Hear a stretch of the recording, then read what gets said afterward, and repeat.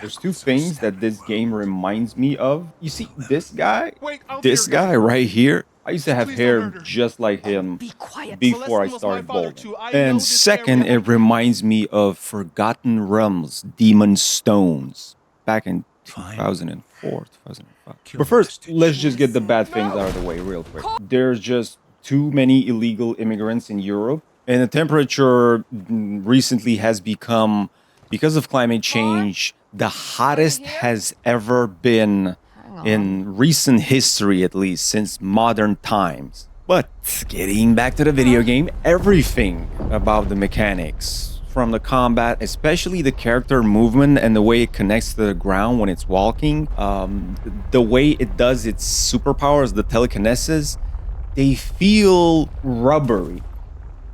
Rubbery is just, I don't know if that's a word, but it feels like a very flexible rubber. It doesn't have oomph, it doesn't have weight to it. The character is missing weight in its actions. Just like in Forgotten Realms, that also did not have much in weight in combat.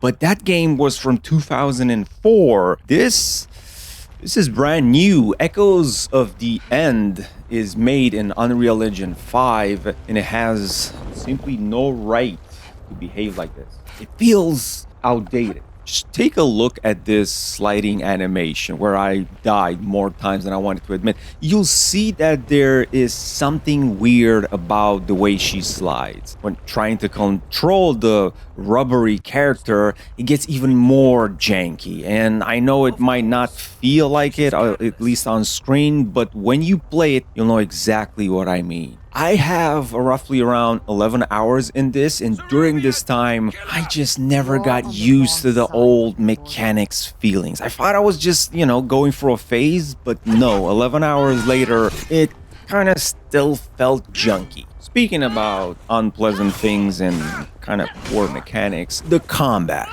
This is not a Souls game. It's an action RPG combat that felt just a little bit off to me when fighting. There's a bit of a gap, a window time, if you will, between the moment you parry or, even worse, between your dodges, especially the dodging.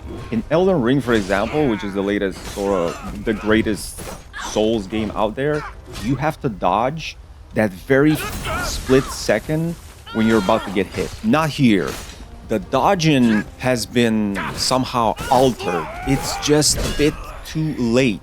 You have to dodge like 1 second before you get hit. And it's the same thing if you're trying to do a counter parry. Like 1 full second, probably even more. Like when you count 1 Mississippi, that's how long it takes you to do a counter parry. And that definitely doesn't feel like Souls. More like a kind of mediocre action RPG type of fighting. On the other hand, the combat system, because of this, gets much more easy. Choosing to play hard mode doesn't really do anything about that window parry time. It just adds a ton of HP to the enemies, and that doesn't make it fun. It just makes it more grindy. I recommend you play this on medium just so you can have fun. One more thing I kind of like to mention real quick. One more negative side that I felt, maybe this can get patched, was the performance. It's a bit rough. You do have FSR 3.1, some frame generation to help you, but the game just stutters, and I see other people complaining about this as well. It happens mostly at the beginning of the game. After about 2 hours or so, when you're in the thick of it, things do look nicer, but you will notice the poor performance, I guarantee it. It's not lag, it's just shuddering. That split second when the frames drop, they go up and down, and it happens sometimes even during combat. That hurts. I'm assuming regardless of hardware, because of the performance, probably everyone will have a hard time playing this in 4K. But not just the mechanics feel old. The graphics are kind of outdated. The print screens that you see on the internet, which are very nice and fancy, I'm assuming there was some sharpening done in editing or something like that, because even if you were to remove the FSR and play in native resolution, the game doesn't look that good. What it does have, it's a lot of shine, and that shine comes from God rays and from the lighting in general, from the sun, if you will. That shiny lens flare effect sort of kind of gives it a new modern look and hides away the poor or lacking textures. No, it doesn't have ray tracing, thank God, because with this performance, ray tracing would have been absolutely miserable. But the visuals are definitely improved by the light. That just kind of saves the whole scene. If you do look closely, you will see that the world lacks visual fidelity, at least not something you would expect that it's made in Unreal Engine 5 in 2025. The wood texture, especially the ground and the plants like the trees and the foliage, they look something more closer to 2010, maybe even older. The good part is that the world comes alive because of the beautiful way it was all kind of put together. You have vistas, plenty of sceneries, and it just feels lots of times where you get immersed in this version of ice and fire, and just it all comes alive very beautifully. Just I couldn't feel the fact that the textures they looked old. The world has learned to fear the vestige.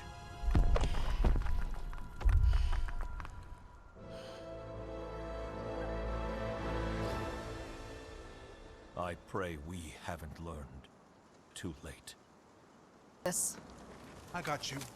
Enough with the criticism, because from here on out it's all smooth sailing. I guarantee overall this is a good experience. Right now, echoes of the end, whatever they call it, it's almost 36 euros, at least in my region. So it's not a full price game, but it does feel a bit like something like double A, and it's so cheap for the amount of good time that it offers. Prove me wrong, but Echoes of the End was on nobody's list. Shortly enough, it was not on my list. In the upcoming action RPGs of 2025, no one knew about this game. It sort of just came out of nowhere, but I'm glad it did. Because it's good. You can get past the shuddering here and there. You can get past just a little bit of outdated graphics. The game will still look pretty good because of that light. And overall, it's a great package. Not all games need to be Souls-like in combat, and not all games need to be open world exploration. Linear storytelling with a more suiting type of combat, there's nothing wrong with it. In fact, you can just sit back and enjoy it. What you will be doing here most of the times are puzzle and parkouring. Is just basically one of the main activity of the game. Even more than the combat. I would say 35% combat, and the rest is just getting across an area to the other. So by no means it's a hack and slash experience.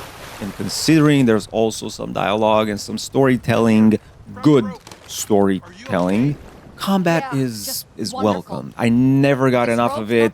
When the fighting started, I was looking forward to it. In that sense, it kind of reminds me a bit of the Uncharted series, right? You can't go wrong with that combination, I feel.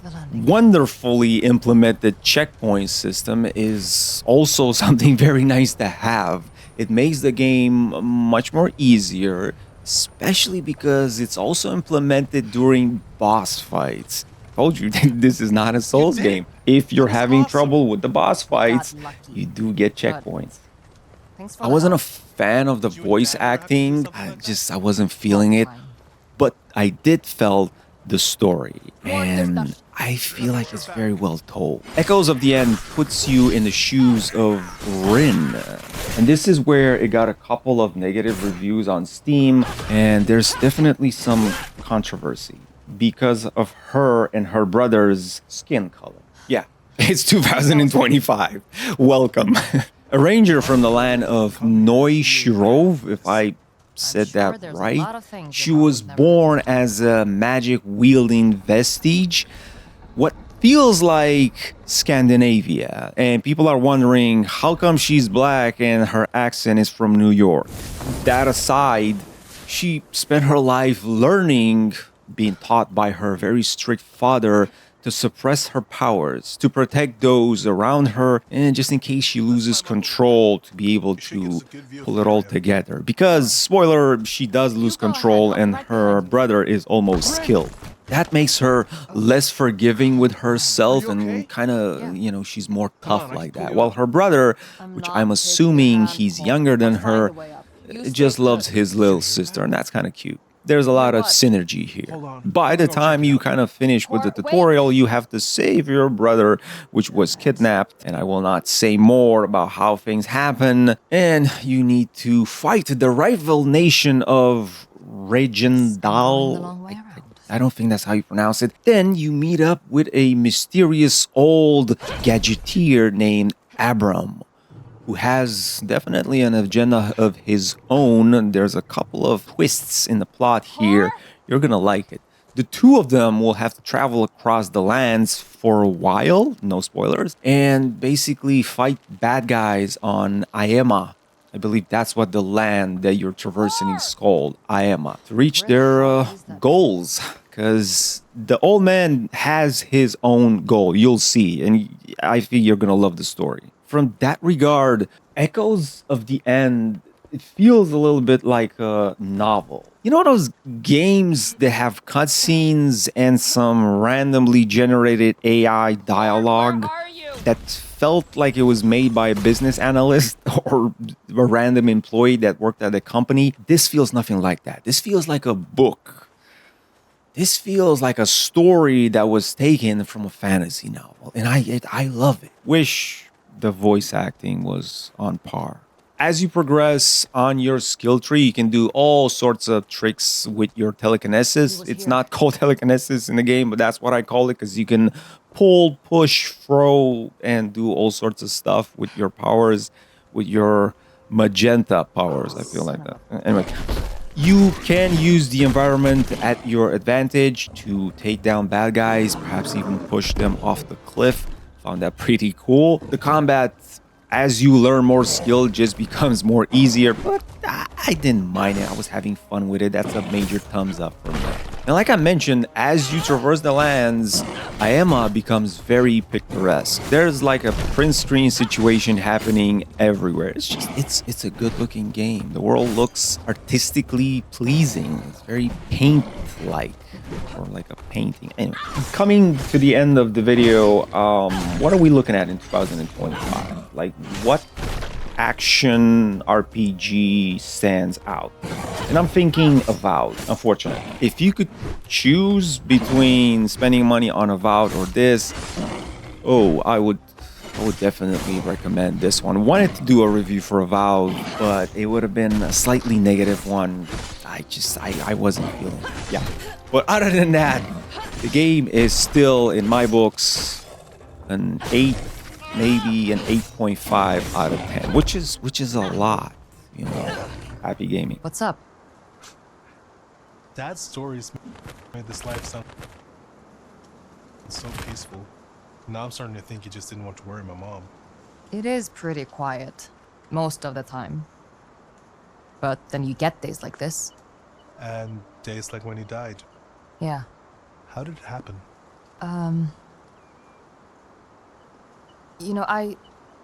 I don't want to talk about it right now, not out here.